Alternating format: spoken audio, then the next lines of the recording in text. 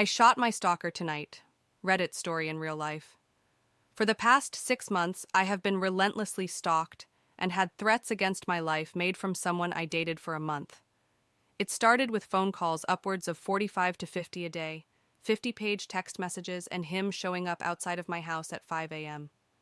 When I wouldn't not comply or feed the negative attention, I began to receive threats, claims that he would murder me and get away with it. All he would have to do is flee the country, telling me he shouldn't have to force me to be his friend or give him another chance or else.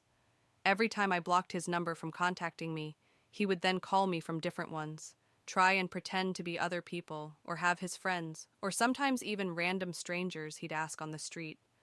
I once scared an unsuspecting guy half to death after informing him that the person who had just told him to call me was actually stalking me, and I sent him proof. He ended up calling the police on him. He fled, of course. After about 2 months of that, I was evicted from my apartment building, due to my neighbors no longer feeling safe because of his looming presence. I then applied for and was granted a TPO. A few days afterwards, I received a picture message of the note the sheriff civil had left on the door of my stalker's then residence, with a message taunting me that what you are trying to do was stupid and a restraining order is just a piece of paper.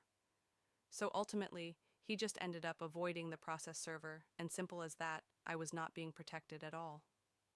May 31st of this year, I relocated. This did not deter my stalker.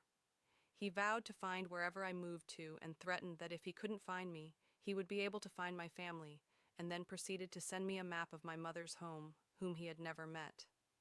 I received a message from a woman claiming to be my former landlord, letting me know that I owed a balance on my account, and to avoid late fees I needed to pay the amount, which I could do with the link provided in the message.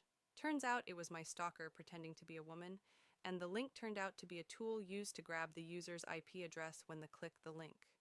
Upon this discovery, I changed my phone number and began to systematically dismantle any trace of an online presence I once had. This action only seemed to anger him, and before deleting the profiles outright, I would attempt to block him from contacting me.